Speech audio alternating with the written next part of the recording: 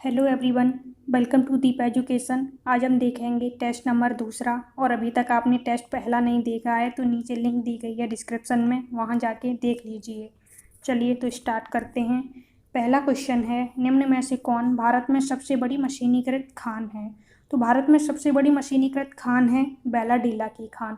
ये जो बैलाडीला की खान है ये छत्तीसगढ़ के बस्तर जिले में स्थित है। यह भारत की सबसे बड़ी यांत्रिक खान है और इस खान से उच्च श्रेणी के खनिजों का उत्पादन किया जाता है, जिसे विशाखापट्टनम के बंदरगाह से जापान को निर्यात कर दिया जाता है। ओके, चलिए नेक्स्ट क्वेश्चन देखते हैं। नेक्स्ट क्वेश्चन है, 1944 में गांधीवादी योजना को प्रतिपादित किया था। 1944 में गांधीवादी योजना को प्रतिपादित किया था श्रीमन नारायण अग्रवाल ने। इन्होंने अपनी एक बुक लिखी थी, भारतीय आर्थिक विकास के लिए गांधीवादी योजना। तो इसी में इन्होंने गांधीवादी योजना का उल्लेख किया था। चलिए नेक्स्ट क्वेश्चन देखते हैं। नेक्स्ट क्वेश्चन है, निम्न में से किस राज्य में टिन अयस्क का प्रमुख भंडार है? तो भारत में छत्तीसगढ़ टिन का उत्पादन करने वाला एकमात्र राज्य है। ओके, चलिए नेक्स्ट क्वेश्चन देखते हैं। नेक्स्ट क्वेश्चन है, रोगियों के दांत देखने में दंत चिकित्सक किस दर्पण का प्रयोग करते हैं? तो दंत चिकित्सक अवतल दर्पण का प्रयोग करते हैं। और ये जो अवतल दर्पण है ये आवर्धित चित्रों का निर्माण करता है, जो दांत और मसूड़ों को बड़े रूप में देखने में सहायता करता है। ओके, नेक्स्ट क्वेश्चन देखते हैं। नेक्स्ट क्वेश्चन है, निम्न में से कौन सा सागरीय राष्ट्रीय उद्यान है? तो ये जो मन्नार की खाड़ी है ये सागरीय राष्ट्रीय उद्यान है। ओके, ये मन्नार की खाड़ी तमिलनाडु में स्थित है और अभी हाल ही में इसमें दुर्लभ स्कॉर्पियन फिश की प्रजाति भी मिली है। अगर अदर ऑप्शन की बात करें भीतरकनिका का, तो ये उड़ीसा के केंद्रपाड़ा जिले में स्थित है। ओके, नेक्स्ट गाहिर माथा की बात करें तो ये भी उड़ीसा में स्थित है। ओके, ये नेक्स्ट क्वेश्चन देखते हैं। शरीर के अंदर लोहा की कमी से उत्पन्न होने वाला रोग है। तो शरीर के अंदर लोहा की कमी से उत्पन्न होने वाला रोग है रक्तहीनता। इसे एनीमिया भी कहते हैं। यह वह अवस्था होती है जिससे शरीर में आयरन की कमी हो जाती है। ओके, इससे शरीर में लाल रक्त की कोशिकाओं में हीमोग्लोबिन का स्तर सामान्यतया से कम हो जाता है। नेक्स्ट क्वेश्चन देखते हैं। नेक्स्ट क्वेश्चन है, कुनैन सिनकोना पादप के किस भाग से प्राकृतिक रूप से पाई जाती है? तो ये पाई जाती है छाल से। कुनैन प्राकृतिक रूप से सिनकोना के वृक्ष की छाल से प्राप्त की जाती है। यह प्रयोगशाला में भी संश्लेषित किया जा सकता है। यह एक सफ़ेद रवेदार क्रिस्टलीय एल्केलाइड है जिसमें एंटीपायरेटिक यानी बुखार को कम करने की और मलेरिया रोधी आदि के गुण इसमें शामिल हैं। चलिए नेक्स्ट क्वेश्चन देखते हैं। नेक्स्ट क्वेश्चन है, निम्न में से कौन सुमेल नहीं है? चलिए तो इनमें सुमेल नहीं है, देखते हैं। कागज ओंटारियो, तो ये सही है। कागज जो उद्योग हैं वो ओंटारियो में प्रसिद्ध हैं। नेक्स्ट देखते हैं, सूती वस्त्र डेट्रायट। तो ये गलत है क्योंकि ये जो डेट्रायट है ये अमेरिका में स्थित है। ये विश्व के प्रमुख मोटर कार जो ऑटोमोटिव केंद्र होते हैं उसके रूप में जाना जाता है। अगर अदर ऑप्शन की बात करें, रासायनिक, टेक्सास, मोटर कार, नागोया, तो ये सभी सुमेल हैं। चलिए नेक्स्ट क्वेश्चन देखते हैं। नेक्स्ट क्वेश्चन है, दक्षिण भारत के पोलीगार कौन थे? तो दक्षिण भारत के पोलीगार थे सैन्य नियंत्रकों के। 16वीं से 18वीं शताब्दी के दौरान दक्षिण भारत के सामंतवादी शासक जैसे विजयनगर के साम्राज्य के शासक हुए, मदुरई में जो शासक हुए और काकतीय वंश के शासक, और इन शासकों के द्वारा सैन्य प्रमुख और क्षेत्रीय प्रशासन के वर्ग में इन पोलीगारों की नियुक्ति की जाती थी। इसे ही सामंतवादी व्यवस्था भी कहते थे। नेक्स्ट क्वेश्चन है, निम्न में से किस अधिवेशन के लिए कांग्रेस में पहली बार एक महिला को अध्यक्ष चुना गया? तो इसका आंसर है ऑप्शन ए, कोलकाता अधिवेशन 1917 में। एनी बेसेंट भारतीय राष्ट्रीय कांग्रेस की प्रथम महिला अध्यक्ष थी। ये आयरलैंड की मूल निवासी थी। अगर पूछा जाए कि भारत की पहली महिला अध्यक्ष कौन थी तो वो थी सरोजनी नायडू। ओके, चलिए नेक्स्ट क्वेश्चन देखते हैं।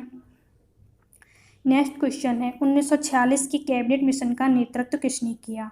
तो कैबिनेट मिशन इसका नेतृत्व किया है और सर पैट्रिक लॉरेंस ने, ऑप्शन ए। ओके, इनके अलावा कैबिनेट मिशन में 2 और सदस्य थे और एक थे स्टेफोर्ड क्रिप्स और दूसरे थे लॉर्ड अलेक्जेंडर। यह मिशन 24 मार्च 1946 को दिल्ली पहुंचा था और 29 जून 1946 को इंग्लैंड वापस गया। Okay, next question.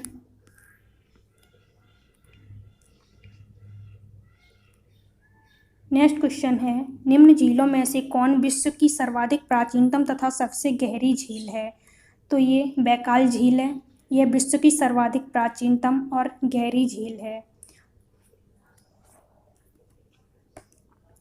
यह रूस के साइबेरिया प्रांत में स्थित है।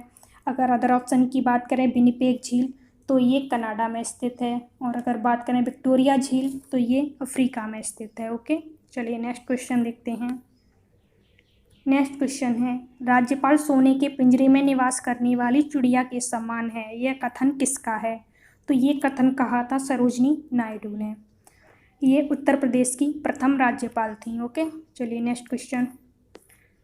नेक्स्ट क्वेश्चन है, लोकसभा का अध्यक्ष अपना त्यागपत्र किसे भेजता है?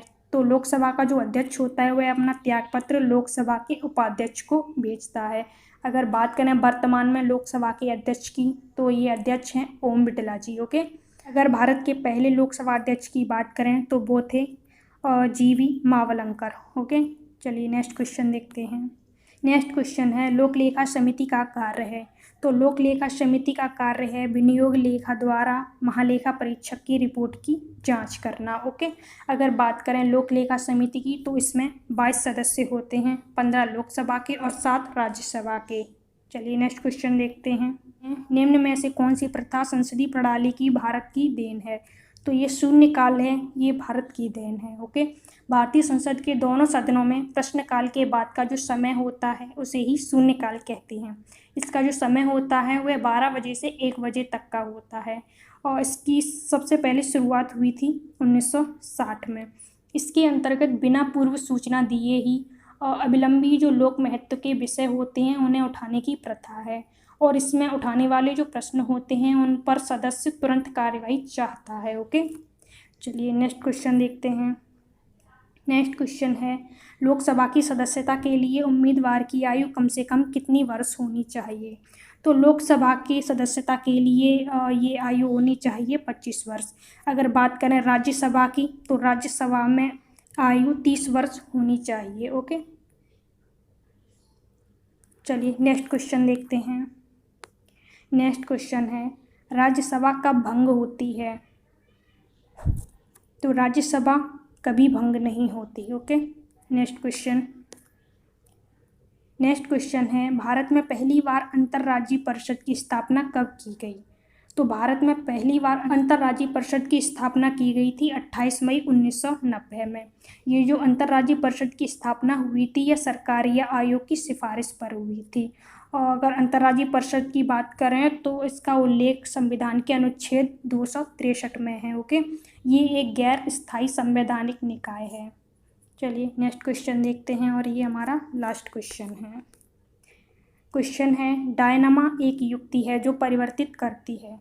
तो ये परिवर्तित करती है यांत्रिक ऊर्जा को विद्युत ऊर्जा में। ओके, चलिए तो आज के लिए इतना ही रखते हैं। Thanks for watching the video. Please like and share and subscribe my channel. Thank you.